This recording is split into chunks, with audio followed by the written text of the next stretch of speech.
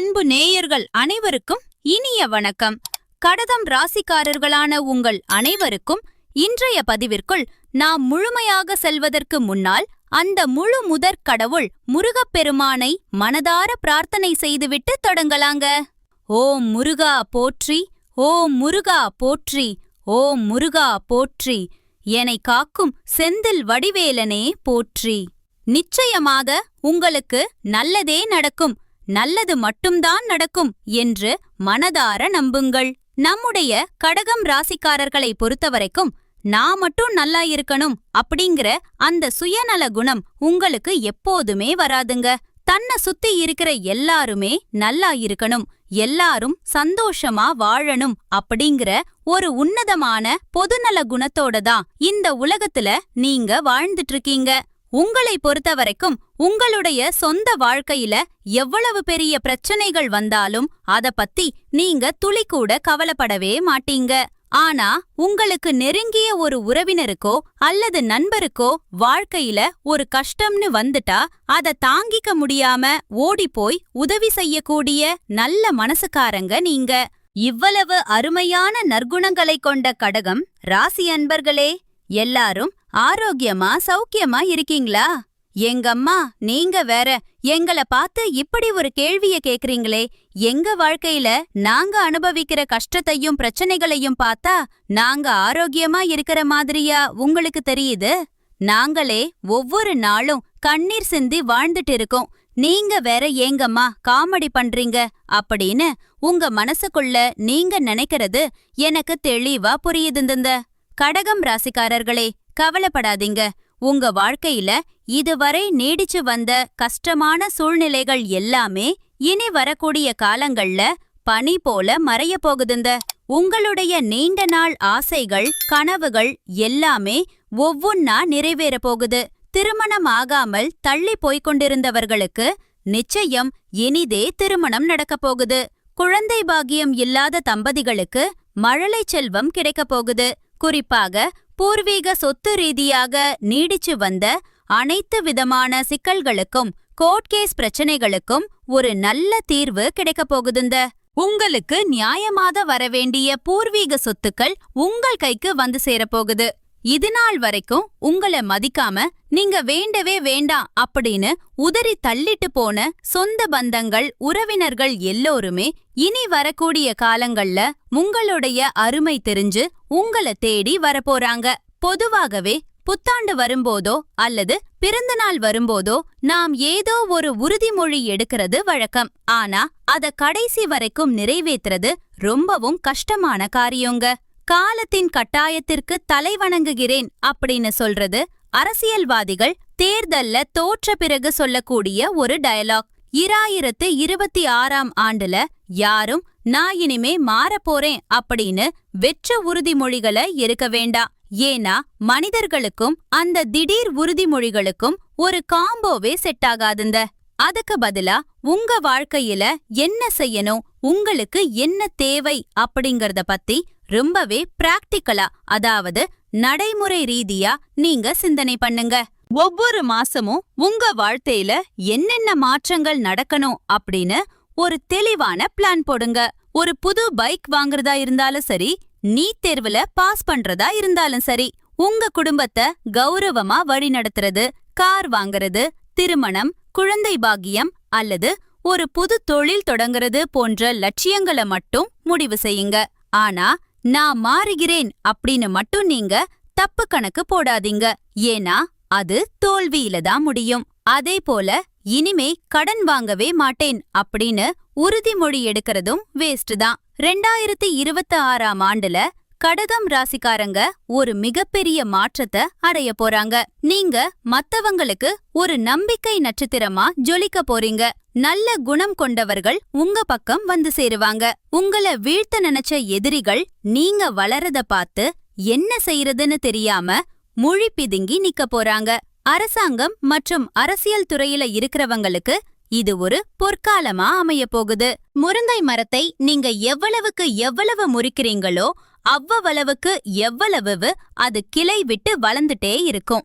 அதுபோலதான் கடகம் ராசிக்காரர்களையும் எல்லாருக்கும் பிடிக்கும்.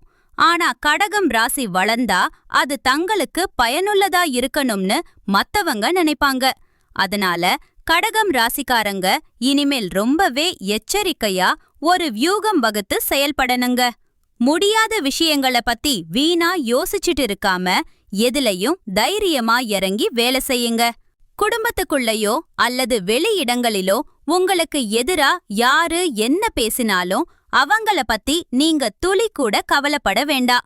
உங்களுக்கு பிடிச்சவங்க கிட்ட மட்டும் உங்களுடைய உண்மையான சுபாவத்தை வெளிப்படுத்துங்க. அரசாங்கம் சம்பந்தமான லாபங்கள் உங்களுக்கு தேடி வரும். அரசியல பெரிய பதவிகளும் லாபமும் ஏற்படும். கடகம் ராசி ஒரு மாபெரும் சக்தியாக உருவெடுக்கும்.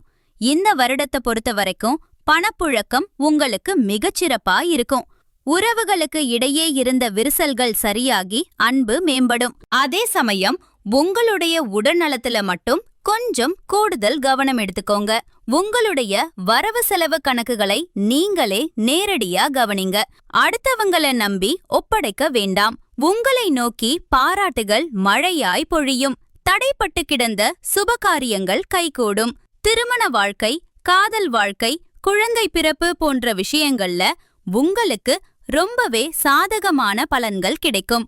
மனவிரக்தியில் இருக்கக்கூடிய கடகம் ராசிக்காரர்களுக்கு இந்த வருடம் ஒரு இதமான தென்றல் வீசுவது போல இருக்கும். அஷ்டம சனி விலகுறதுனால உங்க மனசுக்குள்ள ஒரு பாசிட்டிவ் வைப் கிடைக்கும். உங்களை விட்டு விலகி போனவங்க கூட உங்களை தேடி வருவாங்க. ஆனா ஒரு முக்கியமான விஷயம், உங்களை ஒரு காலத்துல கஷ்டப்படுத்தி தள்ளிவிட்டவங்கள மறுபடியும் நீங்க திரும்பி பார்க்கவே கூடாது. இந்த வருடம் உங்களுக்கு சுபவிரயங்கள் ஏற்படும். அதாவது நல்ல விஷயங்களுக்காக செலவு செய்வீங்க. யார்கிட்ட பேசினாலும் ஆள் பார்த்து பேசுங்க. செலவு பண்ணும் போதும் யோசிச்சு செலவு பண்ணுங்க. எல்லாரையும் கண்ணை மூடிக்கிட்டு நம்ப வேண்டாம். ஒருத்தர்கிட்ட பழகும்போது சரி, பேசும்போது சரி, அவங்க உண்மையானவங்களா இல்லையான்னு கொஞ்சம் ஆராய்ச்சி பண்ணி பழகிறது உங்க வாழ்க்கைக்கு ரொம்பவே நல்லதுங்க. கடக ராசிக்காரங்க ஒரு புது உலகத்தை பார்க்க போறீங்க. கோபம், மத்தவங்க கிட்ட கெஞ்சுறது, கொஞ்சுறது, எல்லாரையும் நம்புறது போன்ற பழைய பழக்கங்களை மனசுல இருந்து டெலீட் செஞ்சுட்டு உங்களை பத்தி யாருக்கும் முழுசா தெரியாத ஒரு புதிய பிம்பத்தை நீங்க உருவாக்கணும். இதுவரைக்கும் யாருமே என்ன சரியா புரிஞ்சுக்கலையே அப்படின்னு நீங்க கவலைப்பட வேண்டாம். ஆனா இந்த வருடம் இறைவன் உங்களுக்கு ஒரு புதிய வாழ்க்கைய கொடுத்திருக்கிறாரு.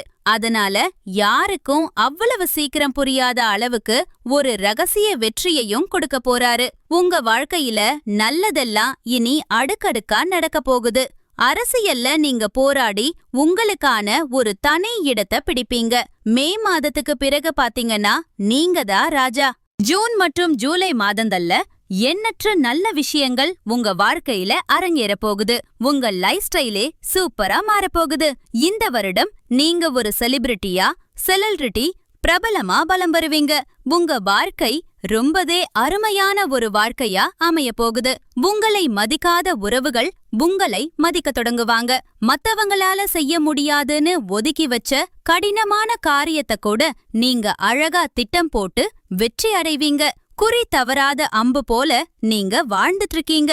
உங்களால செய்ய முடியாதுன்னு இந்த உலகத்துல எந்த காரியமுமே இல்லங்கிற அளவுக்கு உங்க தன்னம்பிக்கை உயரும்.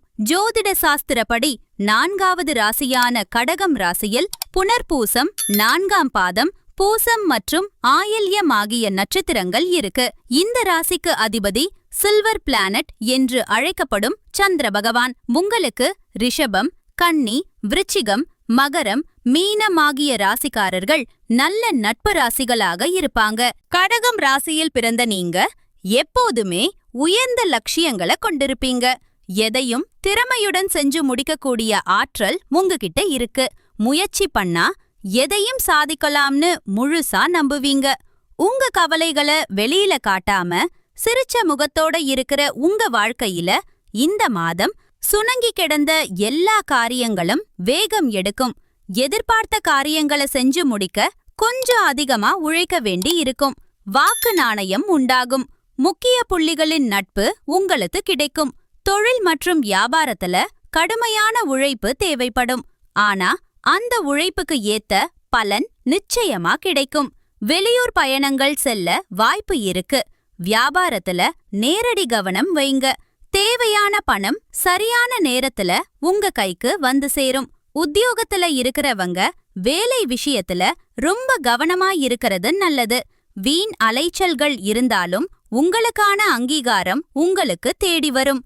கணவன் மனைவி இடையே இருந்த ஈகோ பிரச்சனைகள் நீங்கி ஒற்றுமை பிறக்கும். உங்களுடைய எண்ணம் போலவே இந்த மாதம் நல்லதெல்லாம் நடக்கும். கெட்டதுங்கிற பேச்சுக்கே இடம் கிடையாதுந்த. நீங்க செய்ய வேண்டியதெல்லாம் ஒன்னே ஒண்ணுதான். யார்கிட்ட பேசினாலும் நிதானமா பேசுங்க, நிதானமா செயல்படுங்க. இது உங்களுக்கும் நல்லது, உங்களை சுத்தி இருக்கிறவங்களுக்கும் நல்லது. தாய் மாமன் வழி உறவுகளால் உங்களுக்கு பல மாற்றங்கள் நிகழும். பெண்களுக்கு கொடுத்த வாக்கை காப்பாத்தும் தைரியம் பிறக்கும். கலைத்துறையினருக்கு பாராட்டுகளும் புகழும் தேடி வரும். அரசியல் துறையினர் படிப்படியான வளர்ச்சியை பார்ப்பீங்க. புதிய வாகனங்கள் வாங்கும் யோகம் உண்டாகும். மாணவர்களுக்கு கல்வியில் இருந்த சந்தேகங்களை ஆசிரியர்கள் தீர்த்து வைப்பாங்க. மொத்தத்துல இந்த மாதம் உங்களுக்கு ஒரு சிறந்த மாதமா இருக்க போகுது. எப்போதும் முருகப்பெருமானை நினைத்து செயல்படுங்கள். நல்லதே நடக்கும். நல்லது மட்டும்தான் நடக்கும். நன்றி, வணக்கம்.